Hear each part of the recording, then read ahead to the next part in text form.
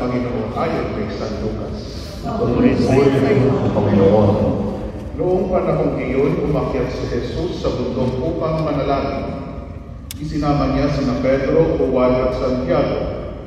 Samantalang siya'y nananalangin, nagbago ang anyo ng kanyang mukha. Nagningning ang kanyang kasuotan na naging puting-puting. Di kahinsa-hinsay, lumitaw ang dalawang lalaki, sina Moises at Elias, na napakitang may kaningningan at nakipag-usap sa kanya. Pinag-usapan nila ang nalalapit na pagpanaw ni Jesus na magaganap sa Jerusalem. Tulog na tulog si Pedro at ang kanyang mga kasama, ngunit sila'y biglang nagising at nakita nila si Jesus na nagningning at ang dalawang lalaking nakatayo sa kanyang tabi. Nang makaalis na sa tabi ni Jesus ang mga lalaki, sinabi ni Pedro, "Guro, mabuti pa'y lumito na tayo. Gagawa ko kami ng 3 kupol. Isa sa inyo, isa kay Moises, at isa kay Elias." Ang totoo'y hindi niya nalalaman ang kanyang sinasabi. Nagsasalita pa siya nang matakpan sila ng isang ulam at sila'y natakot. At may isang tinig mula sa alapaap na nagsabi, "Ito ang aking anak, ang aking hinirang. Siya ay inyong pakinggan." Nang tumigil ang tinig, nakita nila nag-iisa na si Jesus. At hindi muna sinabi ng mga alagad kanino man ang kanilang nakita. Ang mabuting balita ng Panginoon.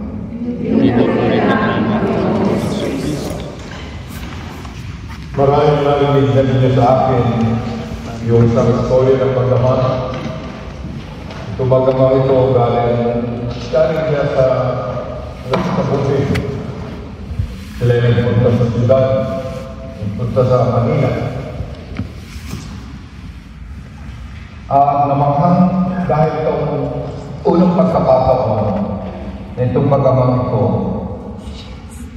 ay nakarating sa isang maraming lugar, tumigil sa isang hotel, and for the first time, nakita ng anak ng kanyang ama, stood speechless before an elevator.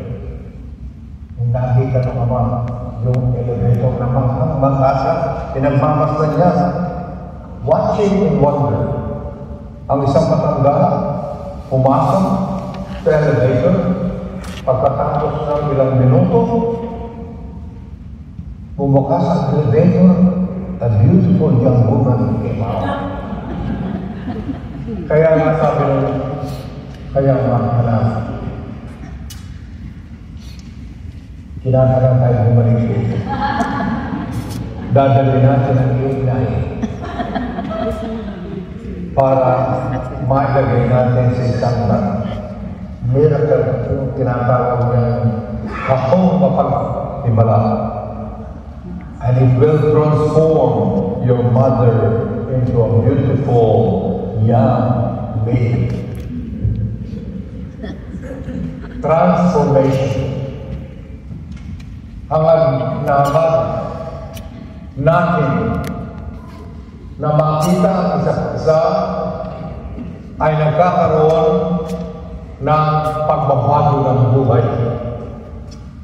Hindi lamang pagbabago ng anyo, kundi pagbabago ng buhay.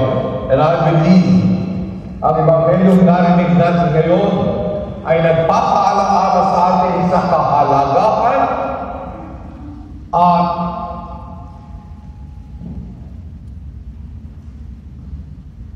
the power of transformation. Ano ang Tagalog sa power? Kapangyarihan na pagbabago ng buhay. Sapagkat narinig po natin ang Ebanghelyo tungkol sa transfiguration of our Lord Jesus Christ. And this story of Jesus calls all of us, especially during this season of Lent, call all of us to renewal of our lives and reflecting God's glory through a spirit-filled living. Alam po niyo, ito po ang napakahalaga. Malalaman po niyo sa inyong buhay? Ilan taon na kayo simba na simba? Ilan taon na tayo sumisimba? Nagkakaroon ba tayo ng pagbabago ng buhay? O ganun pa rin? Every third Sunday of the month, ganun pa rin ang pinakikita natin anyo sa ating Panginoon Diyos. Brothers and sisters, this is not a joke. This is something that we need to ponder, especially during this season of Lent, because God expects or desires that all of us may see the example of our Lord Jesus Christ for us to follow. Sapagkat tayo po ay tinatawag na mga anak ng Diyos. This is my beloved child. Listen to him. God find the confidence to speak to us of an important matter. It may be very more personal to us sapagkat sa panahon po ng Kwaresma, tayo na ay inaasahan magkaroon ng pagbabago ng buhay. Ilan taon na tayo bumabasa ng pasyon. Kinakanta pa natin. Nagkakaroon na tayo ng pagbabago ng buhay. I have to pose this question to all of us because this is the key. Because we are celebrating every year the season of Lent. And we are tasked and encouraged to ponder the life of Jesus, that particular life of Jesus that was painful because it involved His sacrifice, His suffering for our own sake. Kaya nga, inaanyayahan ko ngayon na ibukas natin ang ating isipan, ang ating tanungan, and take seriously the beautiful example that our Lord Jesus Christ transfiguring before His people. For transformation is possible. Pwede po itong mangyari kung gugustuhin po natin. Unang pamamaraan para tayo magkaroon ng pagbabago ng buhay, let's really put our hearts back to God. Always you hear during this season of Lent, Prophet Joel inviting all of us to return to me. God is asking each one of us, return to me. Let us return to God. Because Lent calls us back to God, to the sacrament of reconciliation. Seeking holiness and living according to His plan. Kaya nga, huwag natin sayangin ang panahon. Huwag natin sayangin ang panahon na pinagkakaroon sa atin sapagkat meron naman pamamaraan upang magkaroon tayo ng pagbabago ng buhay. Una, bumalik po tayo sa Diyos sa pamamagitan ng sakramento ng pakikipagkasunduan. The sacrament of reconciliation. Huwag natin sayangin. Ikalawa, let us listen to God. Let us really listen to the Word of God. Let us not allow that this Word of God comes and goes. Let us allow that the Word of God will create an impact in our hearts, move and encourage our hearts to return to the Father. Sapagkat ang pagtitiwala po natin sa salita ng Diyos, ang ating ngayon ipahahayag sapagkat napakahirap na magbalik loob sa Panginoong Diyos. Napakahirap kung wala ang pagtitiwala na tayo'y patatawalin ng Panginoon. Let us place our trust in the Word of God that tells each one of us that our God is compassionate. Our God is merciful. He waits for us. At ang ikatlong pamamaraan upang mangyari ang ating pagbabagong buhay, let's participate. Let us participate in the plan of God, no matter our past.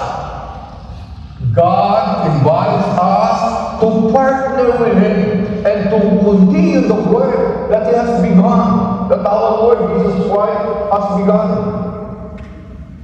Ang Panginoon natin ay nagbibigay sa atin tunay ng kapangyarihan, nagbibigay sa atin ng lakas ng loob upang tayo makibahagi sa Kanyang sinimulan. Ano ba ang inaasahan sa atin ng Panginoon ngayong panahon ng Kwaresma? Ano ba ang plano that we need to participate in Jesus? Unang-una, alam na natin yan, first, the past Wednesday, fasting, prayer, and thanksgiving. This season of Lent, we must focus on those acts, on those practices, so that lumakas po ang ating kalooban. So that we find the courage and the inspiration to put our hearts back to God. If we keep on practicing prayer, if we keep on praying, if we keep on reflecting on the Word of God, if we keep on sacrificing things that are important, but food that we need to eat, or drinks that we need to drink, kung tayo po'y merong pusong magpalaya, pusong nagsasakripisyo, madali ang pagbabalik loob sa Panginoong Diyos. Lalong-lalo na, ang napakadali sa atin ay yung magbigay. We are very, very good in giving money as a sacrifice, giving a donation as a sacrifice. That is good. But when we do this, let's put our hearts into Him. Let's put our hearts in every act of donation, in every act of contribution, in every act of sacrifice, upang ang buhay po natin ay maligid. Sa pagsasakripisyo po natin, it is our life, our innermost being is the one being shaken to be broken, na matuto tayong mag-ride, magbigay para sa kalooban ng Diyos. So, brothers and sisters, nasa ikawang second Sunday na po tayo na Kwaresma.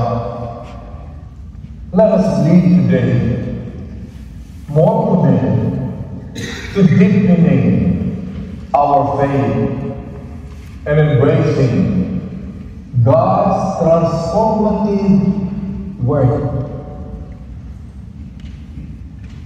God who desires that like His Son, we may also be transformed, so that what He has begun, we can surely